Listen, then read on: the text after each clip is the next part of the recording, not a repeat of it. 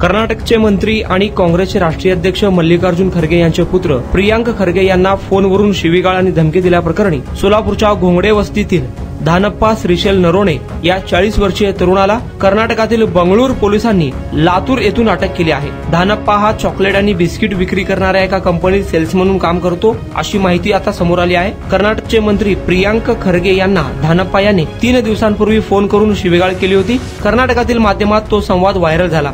त्या संवादात धानप्पा हा प्रियांक यांना अश्लील शिव्या देताना आढळून आला आहे। काही दिवसांपूर्वी प्रियांक खरगे यांनी वादग्रस्त वक्तव्य केले होते, त्यावरून संतप्त होऊन धानप्पा यांनी ही कृती केल्याचे व्हायरल संवादातून दिसत आहे। दरम्यान धानप्पा नरोणे हा सोलापूरच्या घोंगडे वस्ती येथील रहिवासी आहे। त्याचे वडील वही कारखान्यात तर आई धुनी भांडी करते। धानप्पा याला दारूचे व्यसन आहे अशी माहिती आता समोर आली आहे। धानप्पा नरोणे याला लातूरमधून अटक करण्यात आली आहे। या कारवाई संदर्भात जोडबावी पेठ पोलीस ठाण्याचे पोलीस निरीक्षक सूरज मुलानी यांनी एका वर्तमानपत्राला ही कारवाई झाल्याचे सांगितले आहे।